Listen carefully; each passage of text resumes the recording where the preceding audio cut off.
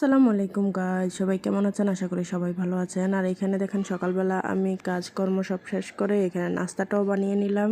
আর বাসায় যেহেতু বাচ্চা কাচ্চা আছে, তারাও সকাল সকাল উঠে পড়ে আর খাওয়া দাওয়ার জন্য সবাই তাড়া দেয়, তো তার জন্য সবার নাস্তাটাকে রেডি করে ফেললাম।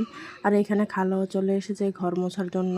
আর এইদিকে আমি গাছগুলোতে একটু পানি দেওয়ার জন্য এদিকে চলে আসলাম। আর সকালের নাস্তাও সবার খাওয়া শেষ। আর এখন আমি দুপুরের জন্য রান্না বান্না বসিয়ে দিলাম। আর এইখানে দুপুরের জন্য হচ্ছে ঢেঁড়স দিয়ে মাছ ভুনা করব।